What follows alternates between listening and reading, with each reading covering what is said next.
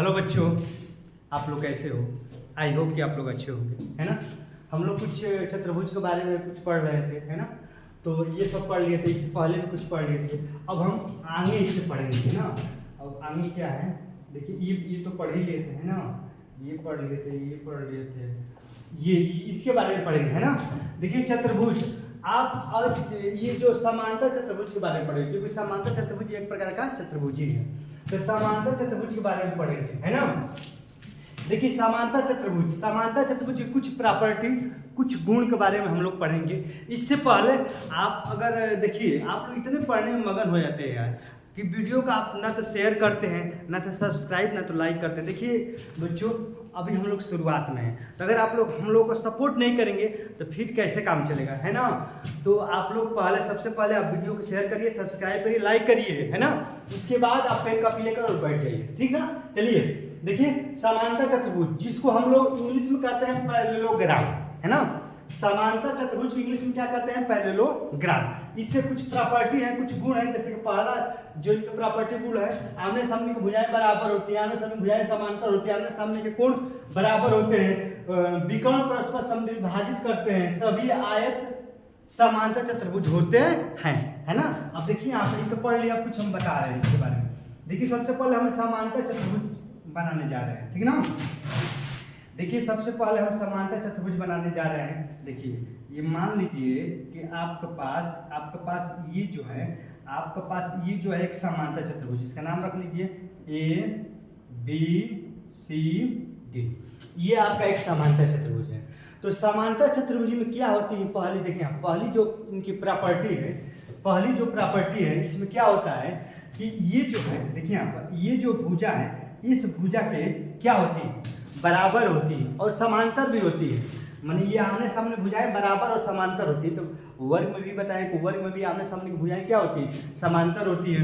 आयत में भी बताया कि आमने सामने की भुजाएं बराबर और समांतर होती है। ये समांतर चीजें तो सब ये तो आप लोग कई बार पढ़ ली हो कि ये समांतर चतुर्भुज में आमने सामने की भुजाएं क्या होती है? क्या होती है बताओ? बराबर होती है। यानी ए बी किसके बराबर होगा? आपका DC के बराबर भी होता है और क्या होता है? और समांतर भी होता है ना।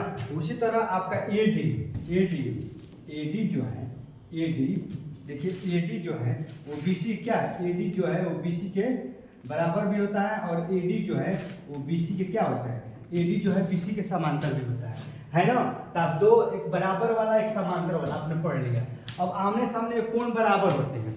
अब देखिए ये सबसे महत्वपूर्ण है कि आमने सामने के कोण क्या होते हैं? बराबर होते हैं। माने जब ये समांतर चतुर्भुज होगा, है ना, तो आयत में नहीं होता है, ध्यान, आयत में नहीं होता है। और वर्ग के तो सभी कोण ही क्या होते हैं? समकोण होते हैं। वर्ग के सभी कोण क्या होते हैं? क्या होते हैं बताओ? वर्ग के सभी कोण समकोण होते हैं। आयत का भी सभी कोण क्या होते हैं? समकोण होते हैं। तो सभी कोण समकोण होते हैं तो सभी 90-90 अंश होंगे।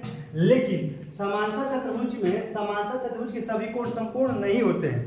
वर्ग के और आयत के सभी कोण समकोण होते हैं, है ना। और समांतर चतुर्भुज के सभी कोण समकोण नहीं होते हैं, है ना। कहाँ कोण समकोण दिखाई नहीं होते हैं, लेकिन इनके आमने सामने के कोण बराबर होते हैं। माने ये कोण इसके बराबर होगा, ध्यान रखिएगा, ये कोण इस कोण के बराबर होगा। यानी कोण A किसके बराबर हो जाएगा? कोण C के। कोण A कोण C के बराबर होगा। और कोण B किसके बराबर होगा? कोण B किसके बराबर होगा? कोण D के, है ना। ये कोण इस कोण के बराबर होगा और ये कोण इस कोण के बराबर होगा, है ना। ये आपका प्रॉपर्टी है समांतर चतुर्भुज के। अब देखिए ये आमने सामने के कोण बराबर होते हैं। तो आमने सामने के कोण ये, इसके आमने सामने कोण ये, इसके आमने सामने कोण ये बराबर होते हैं। विकर्ण परस्पर समद्विभाजित होते हैं। अब विकर्ण पर चलिए, देखिए विकर्ण का मतलब ये हुआ कि ये आपका एक विकर्ण हो गया और ये आपका विकर्ण हो गया। और यहाँ पर कहीं पर कट रहा है कि नहीं बताओ? कहीं पर तो कट रहा है। मान लीजिए जहाँ पर कट रहा है वो है, तो यहाँ पर विकर्ण क्या होते हैं? समद्विभाजित मैंने समान दो भागों में, माने ये वाला इसके बराबर होगा। यानी विकर्ण आपका OA किसके बराबर हो जाएगा? OC के, OC के, OB किसके बराबर होगा? OD के, है ना। OB किसके बराबर होगा? OD के, ठीक है ना। तो विकर्ण क्या हो गया? आपका समद्विभाजित हो गया, काम खत्म, है ना। अब देखिए ये आप समझ ही गए। एक बात ये भी समझिए कि इन दोनों कोणों का योग 180 अंश होता है ना। जब ये समांतर चतुर्भुज होगा, कैसा होगा समांतर चतुर्भुज, तो ये जो दोनों जो कोण है इसको आसन्न कोण कहते हैं। तो इन दोनों कोणों का योग 180 अंश होगा। यानी ये क्या है आपका कोण ए, देखिए लिखा ये नहीं लिखे हैं प्रॉपर्टी में है ना, हालांकि अभी माइंड में आया है। देखिए ये जो कोण है यानी कोण ए आप प्लस कोण ए या कोण डी कितना हो जाएगा बताओ 180 अंश, ठीक ना। उसी तरह बी या सी, कोण बी अब प्लस कोण सी बराबर कितना होगा 180 अंश, 180 अंश है ना। इसको आप कह सकते हैं कि समांतर चतुर्भुज की जो आसन्न कोण है, आसन्न कोणों का योग समपूरक होते हैं। समपूरक माने 180 अंश होते हैं, समझ गए आप ना। समांतर जो चतुर्भुज है, समांतर चतुर्भुज की जो आसन्न कोण है, तो आसन्न कोणों का जो योग है, सम है, वो समपूरक होते हैं। समपूरक माने 180 अंश होते हैं, है ना। अब उसके बाद ये तो कुछ प्रॉपर्टी समझ गए। अब यहाँ देखिए समांतर चतुर्भुज के जो परिमाप होता है, तो परिमाप देखिए परिमाप देखिए परिमाप तो बता रहे किसके, समांतर चतुर्भुज के परिमाप जो होते हैं 2 गुणे आसन्न भुजाओं का योग, 2 गुणे आसन्न भुजाएं, अगर ये एक, अगर इसको ए मानेंगे इसको बी मानेंगे, तो 2 गुणे ए प्लस बी, यही परिमाप होता है, ठीक ना। समझिए आसन, देखिए आसन भुजा किसे कहते हैं। आसन भुजा का मतलब जैसे कि ये देखिए आप ये बता रहे हैं, आसन भुजा का मतलब ये होगा कि ये भुजा और ये भुजा, जो भुजा आपस में सटा वही आसन भुजा, इसका आसन भुजा ये हो जाएगा। समझिए बात को ना, हम जो कह रहे हैं इसका आसन भुजा कौन होगा, ये होगा, ठीक ना, ठीक ना। अब देखिए इसका आसन भुजा ये भी हो सकता है, समझ में आ रहा है ना।